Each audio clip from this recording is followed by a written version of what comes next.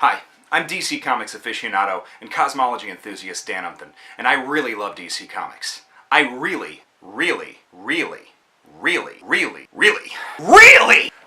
love DC Comics. So, that's why today we're talking about DC reboots and DC Rebirth in specific. So, I'm going to go through the top reboots that the company that's known for reboots now has done in their history. It all started when they created their multiverse. So they introduced the Jay Garrick Flash in 1940. And then in 1956 they introduced a new Flash, which was Barry Allen. But it wasn't until 7 years later, in 1963, in Flash 123, that they had Jay Garrick Flash and Barry Allen Flash meet one another. And at that point a multiverse is created.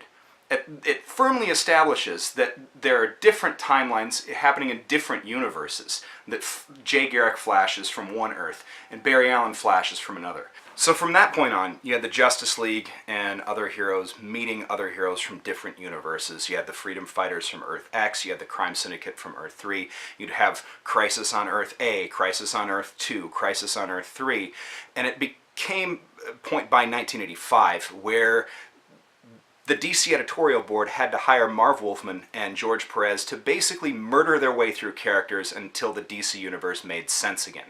And how they did that was with the seminal Crisis on Infinite Earths. It's basically a situation where they got, for the first time in the history of any comic book company, every hero, almost every hero, that was owned by that license together in a giant world-ending battle. When I say world-ending and murder, I mean it, because they were getting rid of characters and getting rid of universes. They meshed everything into one prime universe. So the Justice Society, usually from Earth 2, was now in Earth 1. Gone was things like the Crime Syndicate and so on and so forth that were from other universes. The Freedom Fighters from Earth X ended up being part of the regular universe. But there were a lot of characters that were lost. The Wonder Woman from Earth 2, for example, was killed off, as was the Prime Universe Supergirl and Barry Allen, the Flash. This all happened in 1985. By 1994, though, things were no better, because a lot of the future continuity was starting to contradict some of the current continuity and things that were happening.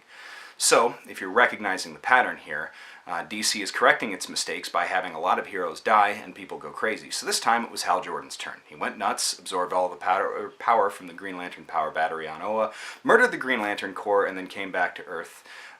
The upshot of the 0 Hour event, which is what this was called, was that Hal Jordan ended up dying, and we eventually got the Starman series by James Robinson, which was probably the best thing that came out of the 90s, bar almost nothing else. In 2006's Infinite Crisis, a lot of the characters from the original Crisis on Infinite Earths came back. The Superboy, from the alternate universe that ended up going to heaven at the end of Crisis on Infinite Earths, punched through the walls of reality, ended up bringing back Jason Todd, as well as bringing back Alexander Luthor and himself into the regular continuity, as well as Psycho Pirate. The upshot of this is that we got to see Superboy Prime, as he became known, murder the shit out of everything around him, tearing people's arms off and literally beating them with them. Characters that since I don't think have come back. Human Bomb is still gone, I'm pretty sure. Then, Grant Morrison created Final Crisis, which, you're not going to be surprised, was not the final crisis, but it did answer the burning question of, what would Batman do if he had a gun that could murder a god? If you answered, kill the living embodiment of oblivion and death, you answered correctly. The upshot of this is Darkseid dies. The sad part is, Batman dies. Yeah, but it turns out he was only mostly dead, because this is comic books. Also, this is a great series because it's kind of like black metal. I like it for the same reason. Most of the words don't make sense, but the imagery is fantastic. So then we get to Flashpoint. All the multiverses started with the Flash, ended with the Flash, and now they're coming back with the Flash because, surprise, surprise, Barry Allen's back. He solves his mom's murder, but in doing so, he changes everything that happened after she had died. He no longer becomes the Flash and ends up in an alternate universe where Thomas Wayne, the father of Bruce Wayne, ends up becoming Batman because his son is murdered. Aquaman becomes a thug with a really short haircut, and his breakup with Wonder Woman went really badly. That was a thing I didn't know.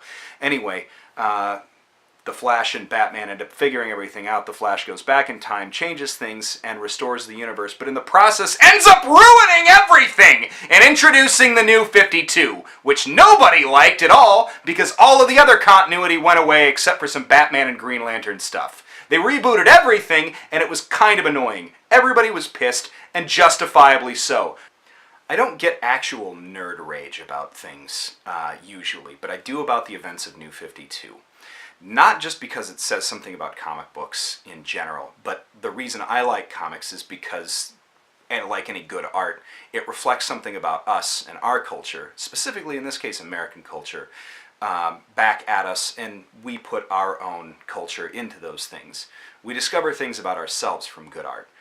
But the thing that I think we discover here is that we as a culture have this really solid need for like an empirical continuity. We need to know that this happened, this didn't.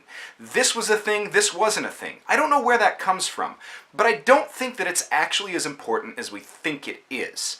Because the comics, the things that were produced, whether it's from the Star Wars expanded universe or it's old DC stuff that no longer is technically canon, that stuff still exists. Those stories are still out there. You can still enjoy them.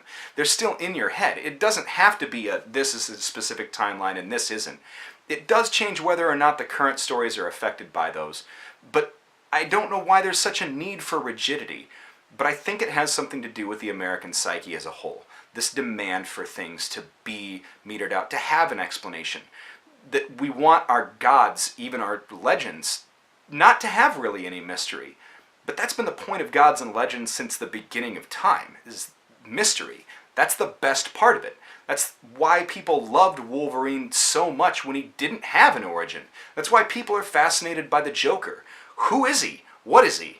Well, you're going to find out more in Rebirth, it seems. And that's going to be a separate cast, I think, because I think this is enough for this part of the week. I'm going to go ahead and throw down about my thoughts about Rebirth later on this week.